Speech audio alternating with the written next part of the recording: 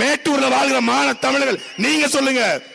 நெய்வேலி மின்சாரம் இல்லை என்றால் ஒட்டுமொத்த பெங்களூரும் கரண்ட் இல்லாம இருள மூழ்கும். நீ தண்ணி தரலையா, நான் மின்சாரம் தரமாட்டேன் என்று சொல்வதற்கு ஒரு ஆளுமை இல்ல, ஒரு மானமுள்ள, ஒரு வீரமுள்ள முதலமைச்சர் இல்ல. அதை உருவாக்கத்தான் உங்கள் பிள்ளைகள் நாங்கள் வந்திருக்கிறோம். நாட்டிலே பொறியாளர் தோற்கலாம், மருத்துவர் தோற்கலாம், ஏன் மிகப்பெரிய அறிவியல் அறிஞர்கள் தோற்கலாம், ஆனால் சோடு போடுகிற விவசாயி தோற்க கூடாது. அந்த விவசாயி சின்னத்திலே வாக்களியுங்கள், எல்லாம் மாறும். உண்மையான விடியல் மலரட்டும். நன்றி, வணக்கம். நாம் தமிழர். தர்மபுரி, சேலம், நாமக்கல், கரூர், தஞ்சாவூர், திருச்சி, திருவாரூர், மயிலாடுதுறை விட்ட மாவட்டங்கள் மேட்டூர்ல வர்ற தண்ணியை வச்சு விவசாயம் பண்ணும். ஆனா மேட்டூர் அணைக்குள்ளே விவசாயம் பண்ற அளவுக்கு நிலத்தை ஒதுக்கி கொடுத்த ஒரே ஒரு முதலமைச்சர் நம்ம ஐயா ஸ்டாலின் தான். மேட்டூர்ல தண்ணிக்குள்ளே தண்ணியை வச்சு விவசாயம் பண்ணலாம், இப்ப அங்கேயே விவசாயம் பண்ணலாம், அந்த அளவுக்கு இருக்கு. இதுக்கு நம்ம என்ன சொல்றோம்?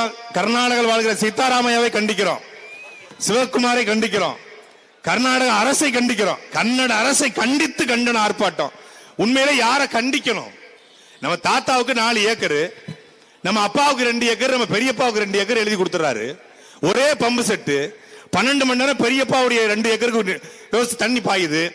அடுத்த 12 மணி நேரம் நம்முடைய அப்பாவுக்கு தண்ணி பாயணும். ஆனா 24 மணி நேரம் பெரியப்பாவுடைய நிலத்துக்கே தண்ணி பாஞ்சுக்கிட்டு இருக்கு. நம்ம அப்ப என்ன பண்றான்? அந்த பெரியப்பாவுக்கே சப்போர்ட் பண்றான். அந்த பெரியப்பா பிரசிடன்ட்ல எலெக்ஷன் நிக்கிறான். நம்ம அப்பம் போய் அந்த பெரியப்பனுக்கு ஓட்டு கேட்கிறான். இப்போ நீங்க பெரியப்பா மேல கோவப்படுவீங்களா, அப்பா மேல கோவப்படுவீங்களா?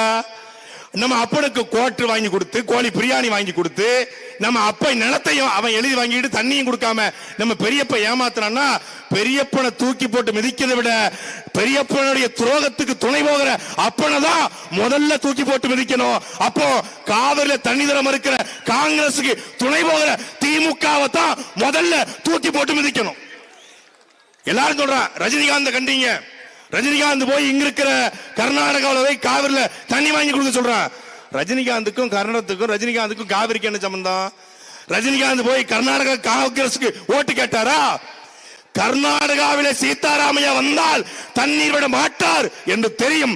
தெரிந்திருந்தும் சீதாராமையாவுக்கு யார் யாரெல்லாமோ ஓட்டு கேட்டாரோ அவன் தாண்டா தமிழ்நாட்டுடைய முதல் துரோகி. ஓட்டு கேட்டு பின்னால வர்றாரு, முதலமைச்சருடைய உருவப்படுத்த அவன் இடிச்சுக்கிட்டு இருக்கான்.